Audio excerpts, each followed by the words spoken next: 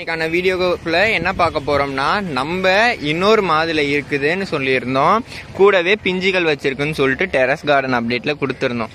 பாருங்க, நம்ம அணில் பார்த்த வேலை, பழம் இன்னும் பழுக்கல, ஆனா ஃபுல்லா நமக்கு சேதப்படுத்திட்டாங்க. இப்படிதான் ஃப்ரெண்ட்ஸ் நம்ம ஒவ்வொரு டெரஸ் கார்டனரோட வாழ்க்கையுமே இருக்கும். இதெல்லாமே நம்ம விட்டு கொடுத்து தான் ஆகணும், வேற ஒன்றும் பண்ண முடியாது. இல்லைன்னா கவர் போட்டு கட்டி நம்ம அதை பறிக்கணும்.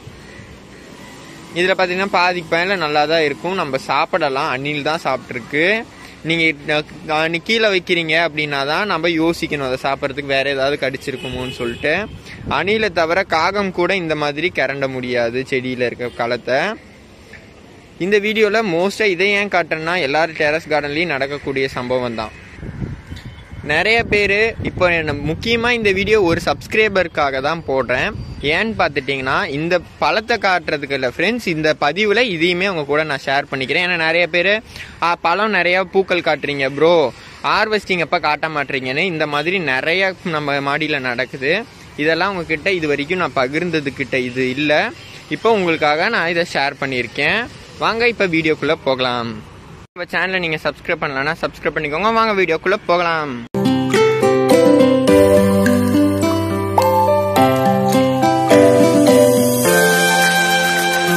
இந்த வீடியோவில் நம்ம பப்ளி மாஸ் பற்றி தான் பார்க்க போகிறோம் முக்கியமாக. ஏன்னா நம்ம சப்ஸ்கிரைபர் ஒருத்தவங்க நம்ம லாஸ்ட் வீடியோவில் கமெண்ட் பண்ணியிருந்தாங்க, ப்ரோ நான் 3 பப்ளி மாஸ் பிளான்ட்டை க்ரீன் நர்சரியிலேருந்து வாங்கி வளர்த்தேன், 3 months நல்லா வளர்ந்துச்சு, அதுக்கப்புறம் அப்படியே இலையெல்லாம் பழுத்து சம்மர் சீசனில் கொட்டி செடி டெட் ஆயிடுச்சு அப்படின்னு சொல்லிட்டு சொன்னாங்க.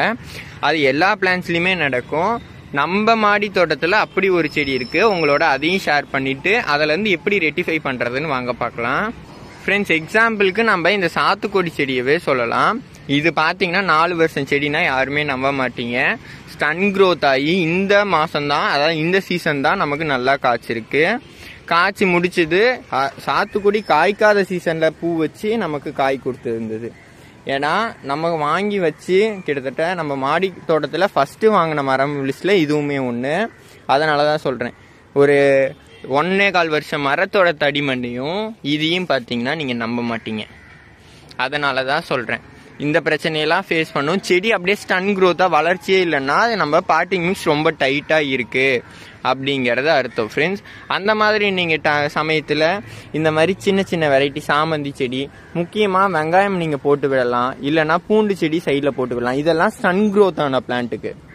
பட் உங்கள் செடி வந்துட்டு இலை எல்லாமே பழுத்து கொட்டுது அப்படின்னு நீங்கள் நினச்சிங்கன்னா, ஒன்று உங்கள் பாட்டிங் மிக்ஸில் வெர்மி கம்போஸ்ட் நீங்கள் கொஞ்சம் கம்மியாக கொடுங்க. அந்த மாதிரி சமயத்தில் ஆட்டீரை சேர்த்துக்கோங்க. அது இன்னொரு எதனால் அந்த பிரச்சனை வரும்னு நீங்கள் பார்த்துட்டிங்கன்னா, நீங்கள் கொக்கோபிட் இருக்குல்ல, அது ரொம்ப அதிகமாக சேர்த்துருப்பீங்க, மண்ணோட அளவு ரொம்ப கம்மியாக இருக்கும். கொக்கோபிட் அதிகமாக சேர்த்துட்டிங்கன்னா நீங்கள் சம்மர் சீசனில் தினமுமே தண்ணி கொடுப்பீங்க, வேரல்கள் பிரச்சனை வரும்.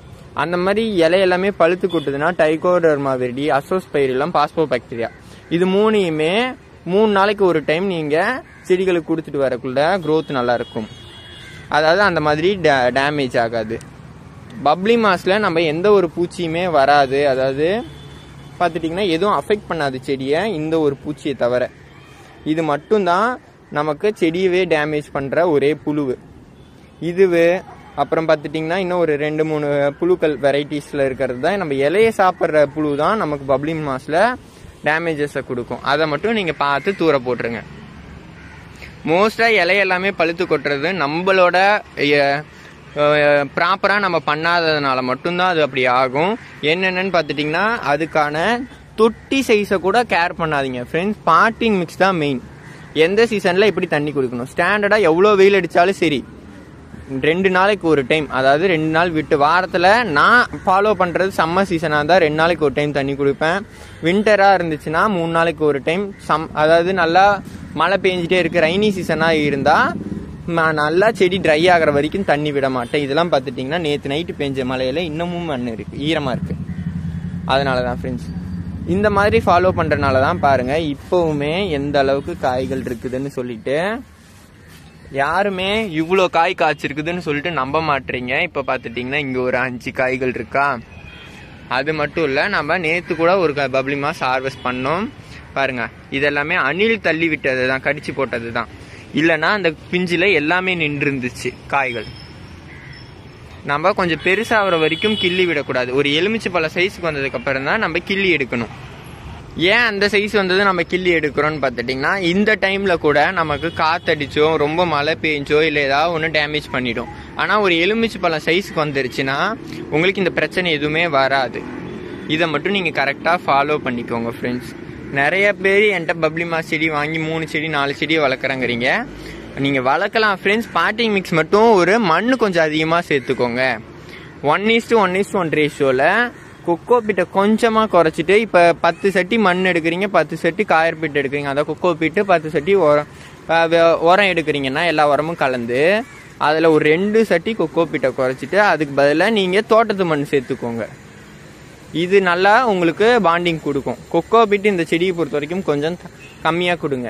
ஏன்னா இதில் பார்த்துட்டிங்கன்னா கொக்கோ பீட்டு அந்த அளவுக்கு நான் சேர்க்கல. இனிஷியலில் வச்சது 1:1:1 ரேஷியோவில் கொஞ்சம் செம்மண்ணை மட்டும் நான் அதிகமாக சேர்த்துருப்பேன். அதனால தான் நமக்கு இப்படி இருக்கும். இதே கொக்கோ பீட்டு வச்சதை காட்டுறவாங்க. இங்கே பாருங்கள், இதில் கொக்கோ பீட் நம்ம என்கிட்ட அப்போ கொக்கோ பீட் மட்டும்தான் இருந்தது. மண் ரொம்ப கம்மியாக இருந்துச்சு. அந்த டைமில் சேர்த்தனால தான் இந்த செடி ரொம்ப நமக்கு டல் க்ரோத்தாக இருந்தாலும் இதுக்கு நான் வாட்டரிங் அந்த அளவுக்கு பார்த்து கொடுத்துட்டு வரனால செடி நமக்கு க்ரோத் ஆகுது. நீங்கள் கொக்கோ பீட்டை அதிகமாக சேர்த்துருந்தீங்கன்னா கொஞ்சம் பார்த்து கேர் எடுத்து தான் நம்ம கொண்டு வரணும். Proper watering. உங்களுக்கு செடி நல்லா காஞ்சி போகுது, வேரல்கள் பிரச்சனை இருந்தால் தான் அந்த மாதிரி ஆகும். அந்த மாதிரி நீங்கள் நோட் பண்ணுறீங்க, உங்கள் செடியில் இருக்க இலையெல்லாம் பழுத்து கொட்டுது, ஓவர் வாட்டரிங்னால வர பிரச்சனையும் நம்மளால் ரெக்டிஃபை பண்ண முடியாது. செடி நீங்கள் ப்ராப்பராக மெயின்டைன் பண்ணியுமே அப்படி ஆகுதுன்னா azospirillum, phospho bacteria, potash bacteria இது எல்லாமே நல்லா மிக்ஸ் பண்ணி செடிக்கு 3 நாளைக்கு ஒன்ஸ் கொடுத்துட்டு வாங்க. கண்டிப்பாக ஒரு 15 டேஸ்க்குள்ளே செடி ரெக்டிஃபை ஆகிடும்.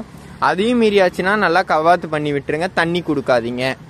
கவாத்து பண்ண இடத்துல மஞ்சளோ இல்லைனா மாட்டு எரு கிடச்சிதுன்னா, மாட்டு சாணம் கிடச்சிதுன்னா வைக்கலாம். அதுவும் கிடைக்காத பட்சத்தில் கத்தாழையை நீங்கள் உடச்சி சொறி விட்டு வச்சுருங்க ஃப்ரெண்ட்ஸ். இதுவே போதுமானதாக இருக்கும். இந்த மாதிரி உங்கள் மாடி தோட்டத்துலேயும் 1 கிலோலேருந்து 1.5 கிலோ 2 கிலோ வரைக்கும் பப்ளி மாஸை எடுக்க முடியும். இதெல்லாம் பார்த்துட்டிங்கன்னா இன்னும் ஒரு 3 டேஸில் ஹார்வெஸ்ட் பண்ணலாம். எந்த வெரைட்டி நீங்கள் சூஸ் பண்ணாலும் ஒரு செடி வாங்கி அதை ப்ராப்பராக வளங்க. ஒரு 6 மந்த்ஸ் அதுக்கப்புறம் நீங்கள் இன்னொரு செடி மல்டிப்ளை பண்ணிக்கோங்க.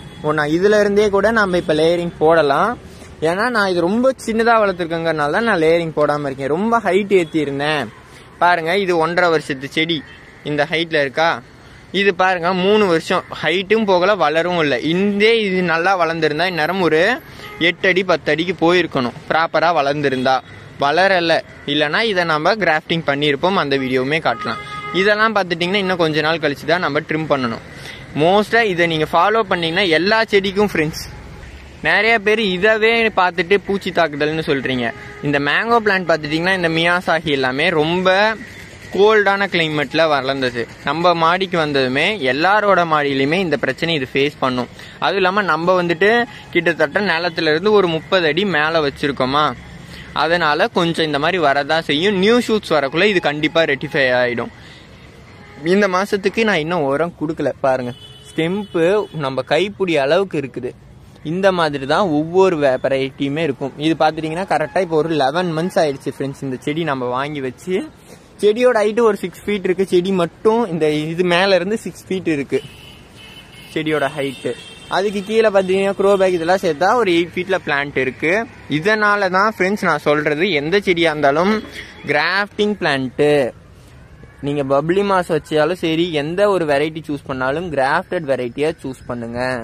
பாருங்கள், இதுதான் கிராஃப்டடுக்கு ஒருத்தர் நல்லாவே எக்ஸ்பிளனேஷன் கொடுத்துருந்தாரு நம்ம லாஸ்ட் வீடியோ கமெண்ட்ஸில்.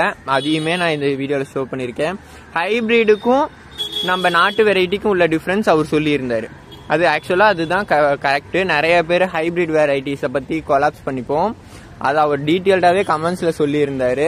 அதையுமே கூட நம்ம லாஸ்ட் வீடியோலையும் போய் பாருங்கள், டீட்டெயில்டாக இருக்கும். நம்ம இந்த வீடியோலையும் முடிஞ்சால் அதை ஸ்க்ரீன்ஷாட் எடுத்து பேஸ்ட் பண்ணியிருக்கேன், பார்த்துக்கோங்க.